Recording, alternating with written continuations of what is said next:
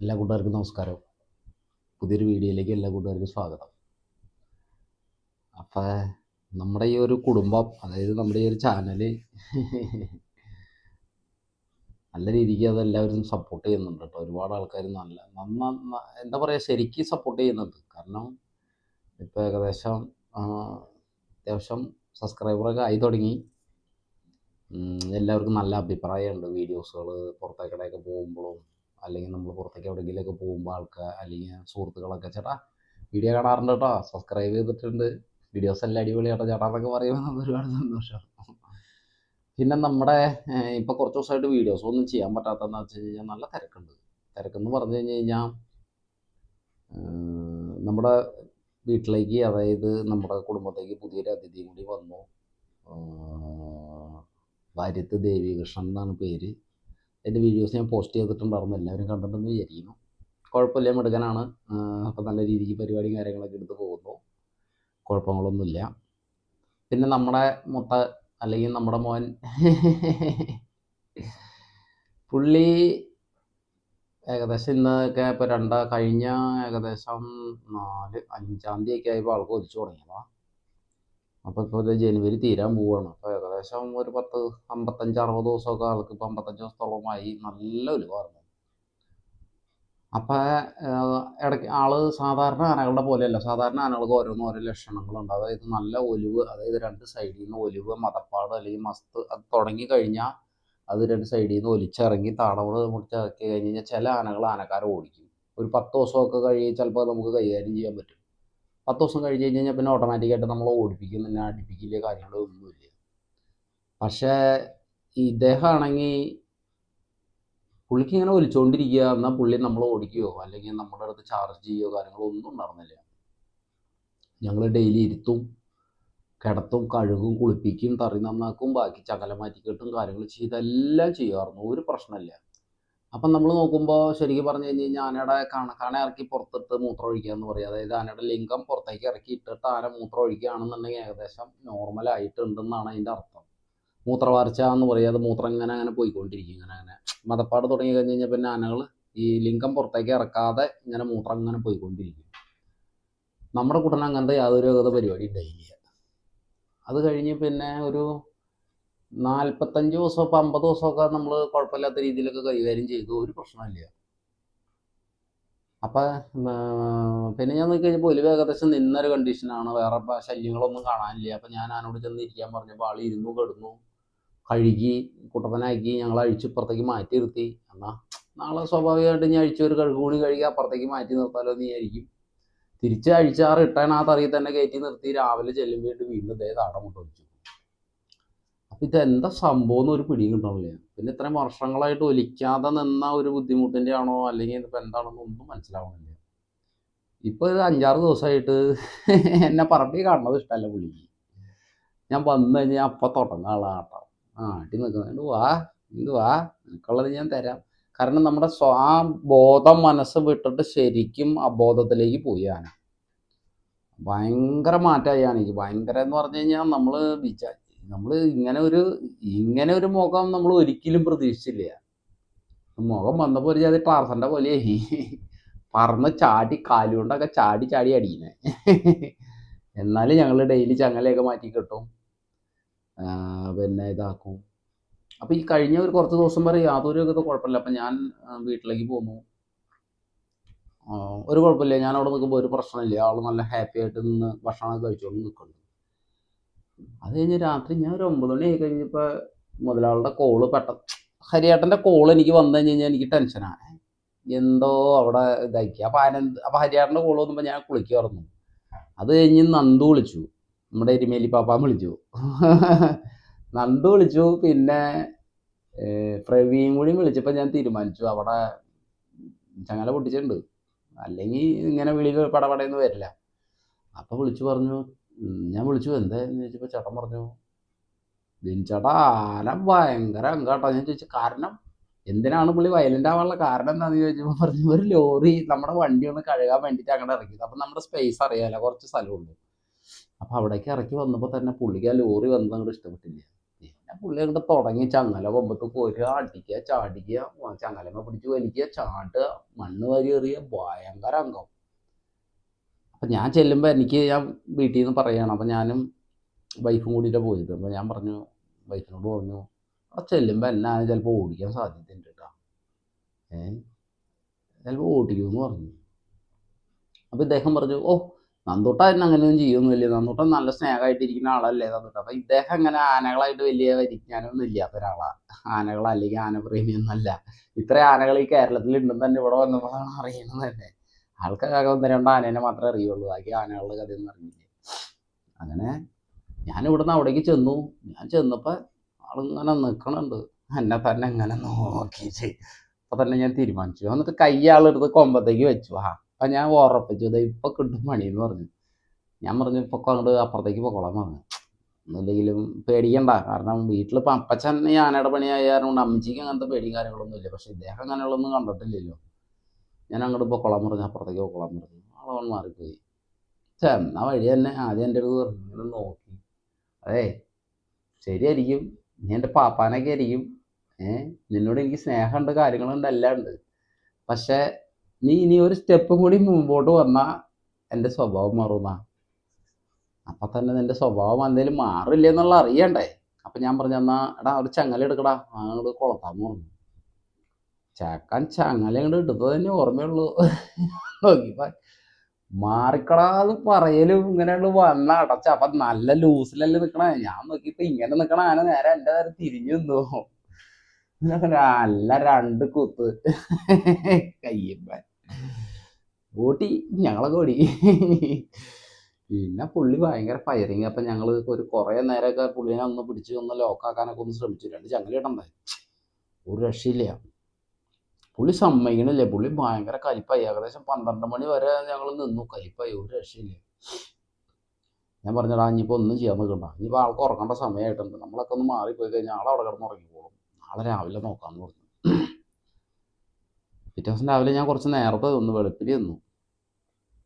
അപ്പോൾ അതങ്ങനെ വെളുപ്പിന് ചെല്ലുള്ളത് കാരണം എന്താണെന്ന് വെച്ച് കഴിഞ്ഞാൽ പുള്ളിക്ക് ഞങ്ങളൊരു 7 മണി 7:30 8 മണിക്കുള്ളിൽ ഞങ്ങൾ തറിയിൽ കയറി ആളുടെ തറിയൊക്കെ വൃത്തിയാക്കി. അങ്ങനെ കാര്യം പറയണതൊക്കെ കേൾക്കുക. അങ്ങോട്ട് കയറിക്കാൻ പറഞ്ഞ് അങ്ങോട്ട് കയറി സൈഡ് തറിയൊക്കെ വൃത്തിയാക്കി. അത് കഴിഞ്ഞ് ഇങ്ങോട്ട് കയറി സൈഡ് വൃത്തിയാക്കി.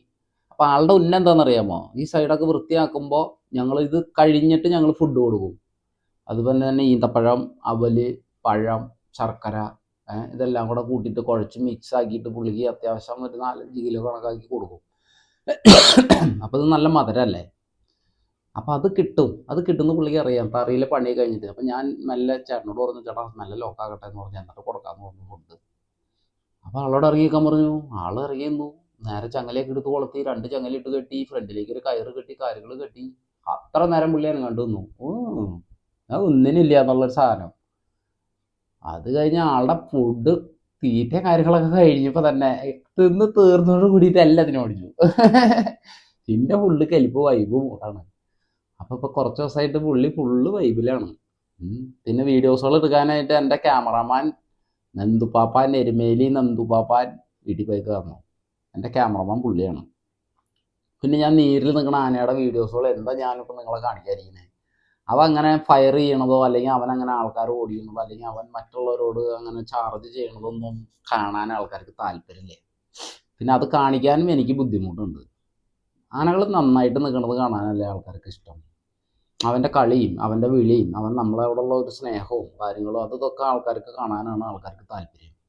ഈ മതപ്പാടിൽ നിന്ന് നമ്മൾ ഫയർ ചെയ്തുകൊണ്ടിരിക്കുന്ന ആനകളെ പിന്നെ തന്നെയല്ല ഞാൻ എന്നെന്നും ഓരോ വീഡിയോസുകൾ ഇങ്ങനെ ഇട്ട് കഴിഞ്ഞ് കഴിഞ്ഞാൽ പിന്നെ എല്ലാവർക്കും അത് കാണുന്നവർക്കും കൂടി ഒരു ഇടയ്ക്ക് ഒന്ന് ഒരു വീഡിയോ ഇട്ട് നിങ്ങളെയൊക്കെ ഒന്ന് കണ്ട് എല്ലാവരും സന്തോഷമായിട്ടിരിക്കണമെന്ന് അറിയണം. പിന്നെ വേറൊരു കാര്യം കൂടി ഉണ്ട്, കുറേ ആൾക്കാർ എന്നെ വിളിച്ചിട്ട് കിട്ടുന്നില്ല, ഫോണിൽ വിളിച്ചിട്ട് ഫോൺ എടുക്കുന്നില്ല.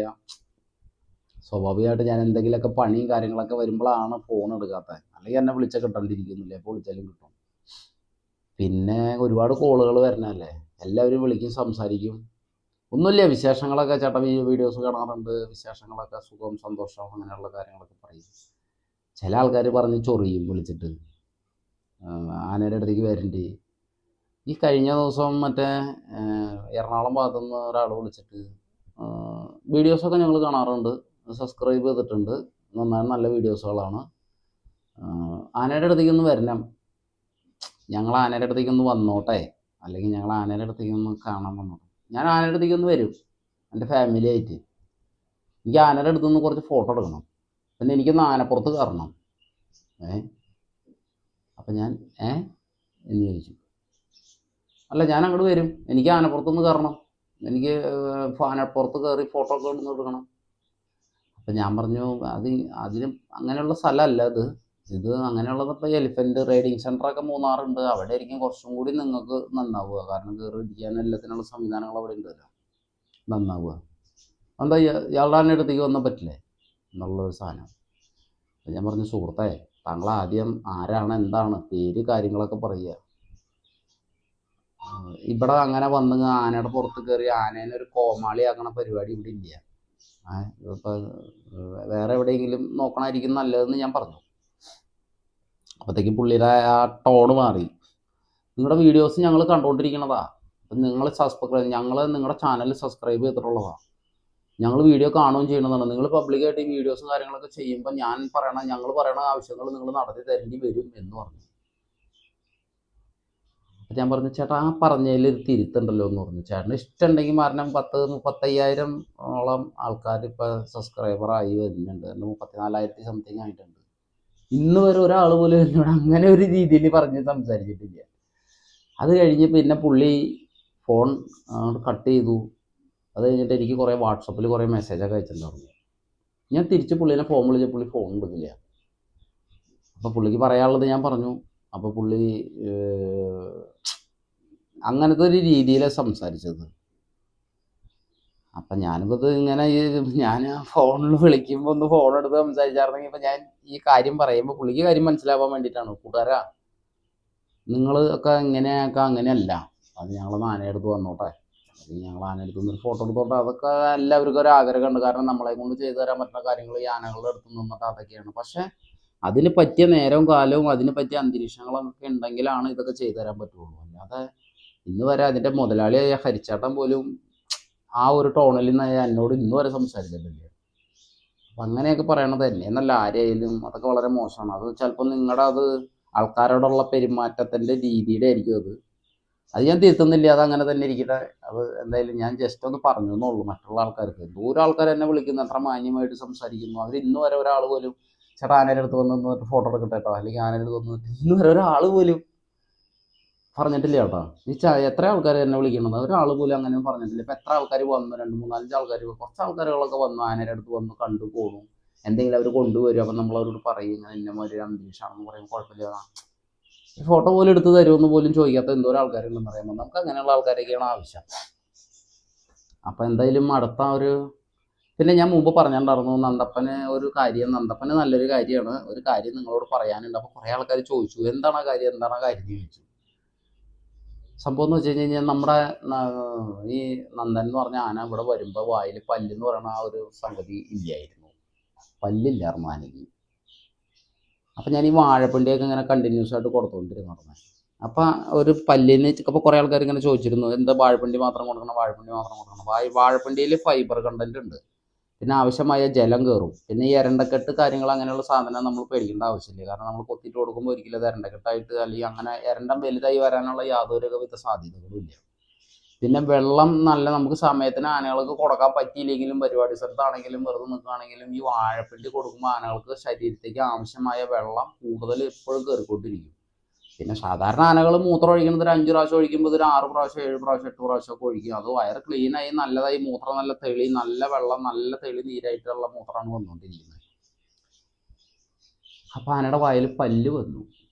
ശരിക്കും പറഞ്ഞു കഴിഞ്ഞാൽ കാട്ടിലെ ഒരു ഫോറസ്റ്റിൻ്റെ ഉദ്യോഗസ്ഥ സാറ് ഇപ്പോൾ ഇങ്ങനെ ഒരു ക്ലാസ് എടുത്തപ്പോൾ പറഞ്ഞത്, ഇങ്ങനെ ഫോറസ്റ്റിൻ്റെ ക്ലാസ്സുകളൊക്കെ ഞാൻ അറ്റൻഡ് ചെയ്യാറുണ്ട്. അതുപോലെ തന്നെ ഈ സോഷ്യൽ മീഡിയയിൽ ഇങ്ങനെ ഓരോ ഇൻ്റർവ്യൂസ് വരുമ്പോൾ ഞാനതൊക്കെ കാണാറുണ്ട്. കാരണം എന്താണെന്ന് വെച്ച് കഴിഞ്ഞാൽ ആനകളെ കുറിച്ചിട്ട് എന്ത് വീഡിയോസ് വന്നാലും ഞാനത് കാണാറുണ്ട്. കാരണം നമുക്ക് അറിയാൻ പാടില്ലാത്ത പുതിയ പുതിയ അറിവുകളൊക്കെ ചിലപ്പോൾ അതിൽ കിട്ടും.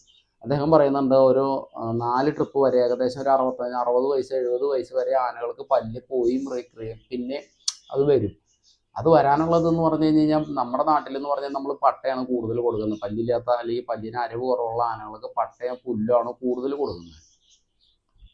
അത് മാറ്റിയിട്ട് നമ്മൾ ഈ വാഴപ്പിണ്ടിയിലേക്ക് തിരിയുമ്പോൾ അത് ഭയങ്കര, അതായത് ഈ പല്ലില്ലാത്ത സ്ഥലത്ത് നമ്മൾ പട്ട കൊടുക്കുമ്പോൾ അവർ ആ ഇലയായാലും പിന്നെ അതിൻ്റെ തണ്ടായാലും അത് കഴിച്ചു കഴിഞ്ഞാലും ദഹനം എന്ന് പറയുന്ന ഒരു സാധനം ഉണ്ടാവില്ല. അത് കൊടുക്കുന്നു, അങ്ങനെ തന്നെ പച്ചില പോലെ തന്നെ പുറത്തേക്ക് പോകുന്നു. അപ്പം അതുകൊണ്ട് പിന്നെ ആനയുടെ ശരീരത്തിൽ അതൊന്നും പിടിക്കുന്നില്ല. പിന്നെ ആന എങ്ങനെയും നന്നാവുക, ആന ശരീരം കയറില്ല. അപ്പം അതിന് പകരമായിട്ട് നമ്മൾ ഈ വാഴപ്പിണ്ടി മറ്റുള്ള സാധനങ്ങളൊക്കെ കൊടുക്കുമ്പോൾ പിന്നെ അതിന് സപ്പോസ് അതിന് കൂടെ അത് ബൂസ്റ്റ് ചെയ്യണം. അതായത് പിന്നെ ഈ രാവിലെ അവല്, മറ്റേ ഈന്തപ്പഴം, ചെറുപയറൊക്കെ ഞങ്ങൾ മറ്റേ ചെറുപയർ സാധനങ്ങളൊക്കെ ചോറൊക്കെ വൈകിട്ടാണ്.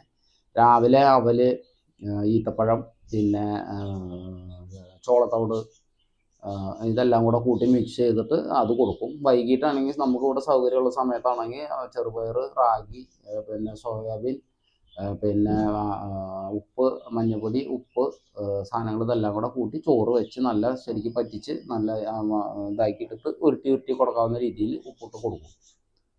അപ്പം ആനകൾക്ക് അതൊക്കെ നല്ലതാണ്. ചെറുപയർ പൊടിച്ചിട്ടും പിന്നെ ഗോതമ്പിൻ്റെ തവിട് പൊടിച്ച് ഒക്കെ ആനകൾക്ക് കൊടുക്കണതൊക്കെ നല്ലതാണ്. പക്ഷേ ഈ സാധനങ്ങളൊക്കെ കൊടുക്കുമ്പോൾ നമ്മൾ അതിനനുസരിച്ചുള്ള വർക്കൗട്ടും കൂടി ആനയെ കൊണ്ട് ചെയ്യിപ്പിക്കണം. നടക്കാം, അല്ലെങ്കിൽ വേറെ എന്തെങ്കിലുമൊക്കെ കാര്യങ്ങൾ ചെയ്യാം. അപ്പോൾ എപ്പോഴും ആന ശരീരം എപ്പോഴും നല്ല ഇതായിട്ട് നിൽക്കണം. അപ്പോൾ ഒരു പരിധി വരെയൊക്കെ നമുക്ക് എല്ലാ കാര്യങ്ങളും നിയന്ത്രിച്ച് കൊണ്ടുപോകാൻ പറ്റും. അപ്പോൾ ആനയുടെ വായിൽ പല്ല് വന്നു. പിന്നെ പുതിയ ആനയെ വാങ്ങി. പിന്നെ ഞാൻ ഈ ആനയ്ക്ക് വേണ്ടിയിട്ട് ഒരുപാട് ഞാൻ എൻ്റെ പിള്ളേരും കഷ്ടപ്പെട്ടിട്ട് കുറച്ച് നല്ല രീതിയിലേക്ക് കഷ്ടപ്പെട്ടിരുന്നു. അപ്പം അതൊരു ആനയായി അതിന് വലിയ കുഴപ്പങ്ങളൊന്നുമില്ല എന്ന് തോന്നിയപ്പോൾ ശരിക്കും പറഞ്ഞു കഴിഞ്ഞ് കഴിഞ്ഞാൽ എനിക്കും എൻ്റെ കൂടെ നിൽക്കുന്ന പിള്ളേർക്കും ഹരിച്ചേട്ടൻ, അതായത് എൻ്റെ ഓണർ, ആരും ചെയ്യില്ല. എല്ലാവരും പറയും, എല്ലാവരും എന്തെങ്കിലും ഒരു ചെറിയ സാധനം കാണിച്ചിട്ട് അത് മൊത്തം ഞാനിത് ചെയ്തു എന്ന് പറയില്ലേ. പക്ഷെ ആള് ഈ വലത്തെ കൈ ചെയ്യുന്നത് ഇടത്തെ കൈ അറിയില്ല എന്ന് പറഞ്ഞ പോലെ നമ്മൾ ചെയ്ത, അല്ലെങ്കിൽ നമ്മൾ ആ പണി എടുത്തതിനുള്ള ഒരു പ്രത്യേക അല്ലെങ്കിൽ ഒരു ഉപകാരം എന്നോ, അല്ലെങ്കിൽ പിന്നെ എന്തെന്ന് പറയുക, അതൊരു പുള്ളിയുടെ ഒരു സമ്മാനം എന്നോ അങ്ങനെ വേണമെങ്കിൽ പറയാം. നമ്മളൊന്ന് പ്രതീക്ഷിക്കണേക്കാളും മേലെയുള്ള കാര്യങ്ങൾ പുള്ളി നമുക്കിപ്പോൾ ചെയ്ത് തന്നു ഹരിച്ചേട്ടൻ. പുള്ളി എന്തായാലും അത് ആരോടും അപ്പോൾ പറയുമില്ല, അത് എനിക്ക് നന്നായിട്ട് അറിയാം. അപ്പം അതുകൊണ്ടാണ് ഞാൻ പറഞ്ഞത്, ഈ ആനയ്ക്ക് വേണ്ടിയിട്ട് ഞാൻ കഷ്ടപ്പെടുന്നതിനുള്ള പ്രതിഫലം അല്ല, ഒരു സമ്മാനമായിട്ട് ഹരിച്ചേട്ടനായാലും എനിക്ക് മുമ്പുണ്ടായിരുന്ന തിരുമേനിയാണെങ്കിലും നമുക്ക് തന്നു. ഞാൻ ഈ പറയണത് വേറൊന്നും കൊണ്ടല്ല. നമ്മൾ നമ്മുടെ മുതൽ നോക്കുന്ന ആനക്കാർ, ഒരു സീസൺ നല്ല രീതിക്ക് പരിപാടി കാര്യങ്ങളൊക്കെ എടുത്ത് വരുന്ന ആനക്കാരന് നമ്മൾ നമ്മുടെ ശമ്പളവും കാര്യങ്ങളും മാത്രം പോരാതെ എന്തെങ്കിലും ഒരു കാര്യമായിട്ട് അവർക്ക് എന്തെങ്കിലുമൊക്കെ ഒന്ന് ചെയ്ത് കൊടുക്കുമ്പോൾ അവർക്കും ഒരു സന്തോഷം ഉണ്ടാവും. അപ്പം ഇതൊക്കെ കേൾക്കുമ്പോൾ മറ്റുള്ള ഒരാൾക്കാർക്ക് ഒരു പ്രചോദനം ആവണമെങ്കിൽ ആയിക്കോട്ടെ.